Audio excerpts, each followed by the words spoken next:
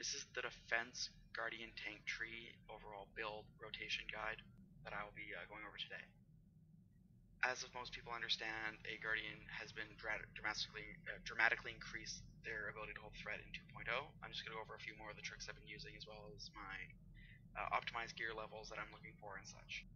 I'm choosing a 36-9-1 spread. It's a little bit different than what most people run, but I find it does help in the long run when you have to hold DPS against these gunslingers and sentinels that are putting out 3k or more average in their DPS. The points that I've taken out in the defense tree are going to be Battlefield Command, Jedi Warden, and Expedition Protector, because I find the skill points you put into them are not going to be a good enough return off of it. But when it comes down to the Vigilance tree here, I've spec'd slightly different than most people, and this is normally what makes people a little bit hesitant of what I do. I do take improved Sundering Strike, I take single Saber Mastery, and I take Preservation, all maxed. I put 2 skill points into accuracy, and I know this seems a little bit weird because you're a tank, why would you need accuracy? But you have to remember, most of our attacks here are melee, and I ran a lot of simulations and dry runs looking at feedouts off tour parks. I miss consistently without any accuracy about half the time. So that really sucks when you're a tank, or if you ever played a DPS player, because you can't put out the DPS that you would normally do.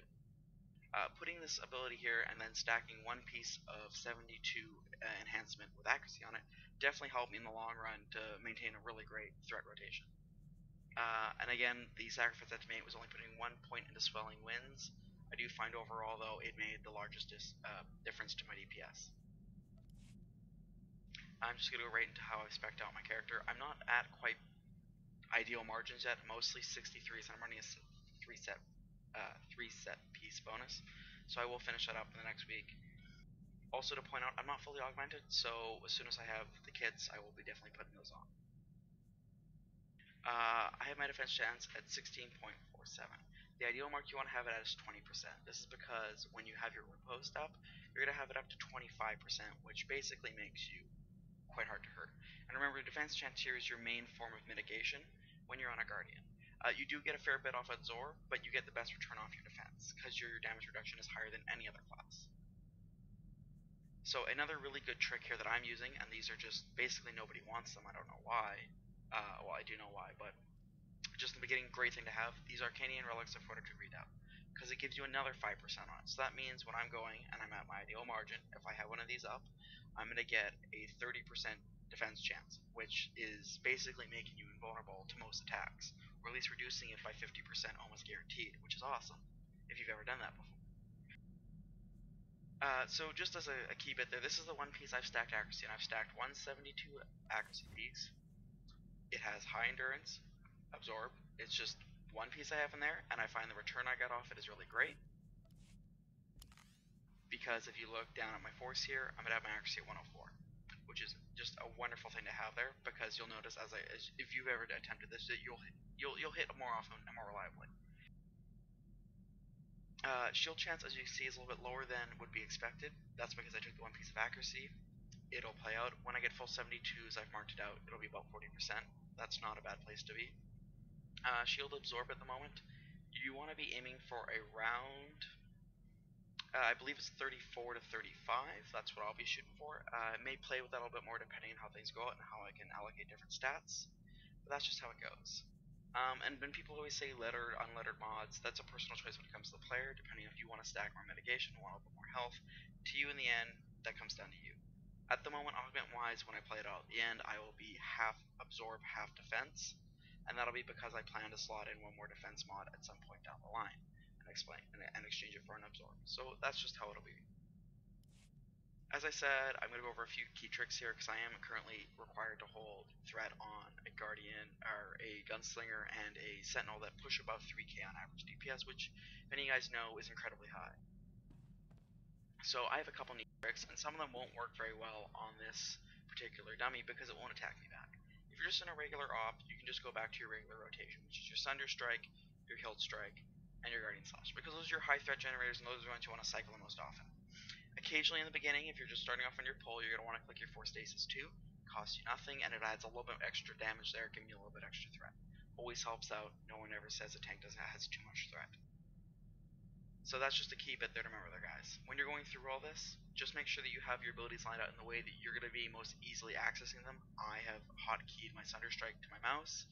I've hotkeyed my jump to the F button right next to the right next to my WASD, just so it's a little bit quicker for me to touch in case I need to.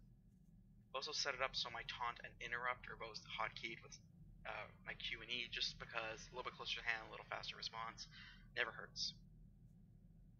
I'm just going to show you what I'm going to do for a typical one, and then I will go back to it. So for my typical rotation off the bat, I'll just tell you what it is. I'm going to go through my three high threat generators, my 4 stasis, and then I'm going to click off my Riposte and Blade Storm. That order depends on the current damage I'm taking from the boss. Blade Storm, as you know, will put up a debuff that absorbs a bit of damage, and Riposte kicks out my defense chance. So if I need an instant catch of damage, I'll click my Blade Storm first. If not, I'll click my Riposte. So here we go. I'm going to start off with a optional saber throw. I'll do it for this because it happens, but not always in an op situation can you use your saber throw. Go in, Sunderstrike.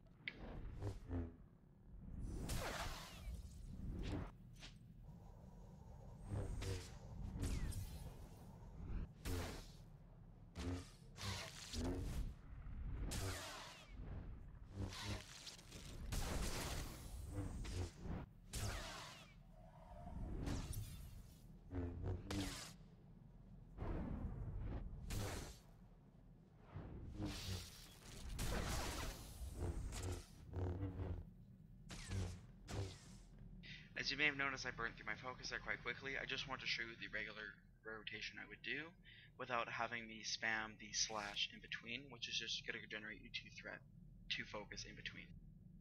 Key and really great functions of this Guardian tank are your new ability called Saber Reflect, your Guardian Leap, and your AoE Taunt. Previously with Guardian tanks, you had to pop your taunts all the time because you just couldn't hold threat. Don't do that anymore, guys. You don't need to do that anymore. We understand. You were trained. It's a habit. Just try to get out of it. It's really annoying to the other tank you'll be with, and usually a little annoying to whatever else is around you. The key bit to remember now with your challenging call, when you pop this, everyone within a 15-meter radius is going to get a 10% damage reduction. That's a key bit to remember on bonus bosses like TFB and the Frog, because when he starts jumping down, if you pop your AoE taunt when you're taunting, everyone in that front melee zone is going to get a damage reduction, which is really helpful for the healers. Key bit here too is your Guardian Leap. Key bit here is your Guardian Leap. People do not use this enough, and I don't understand why. This is a mobile, I decide I want your threat dropped ability.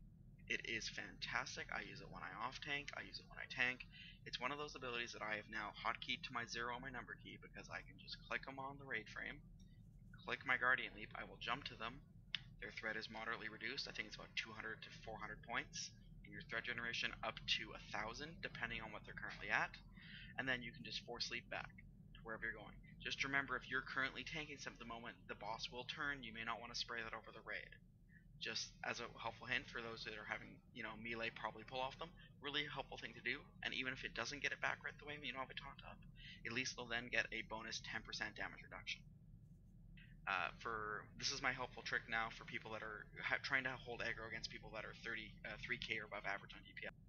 When I go in, and I know they're going to pull because they're going to pop their relics and everything else right off the bat, I go in with my jump right off the bat. Don't even worry about my saber toss because it's not going to make that big of a difference. I'm going to show you exactly what I'm doing, and then I'll do it. So go right in with my jump. Mid jump, I'm clicking my taunt button because I have it hotkeyed and I can do that. So when I land, I am now already taunted the boss. I go straight into my Saber Reflect and then into my high threat generation. The reason I'm using Saber Reflect is because it reflects any ranged, force, or tech ability that's shot at me back towards the boss, which is more damage I am technically dealing out, increasing my own threat generation.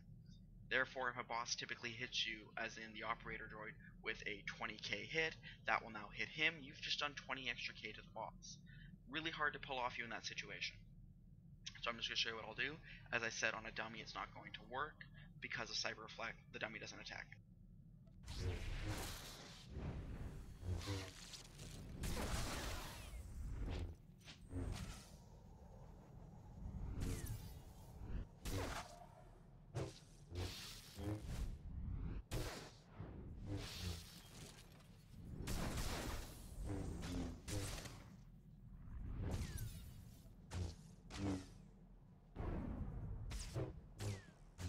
Again, I burned through all my focus quickly just to kind of show you the path I would take. If people want to understand a sustained overall threat generation, I can do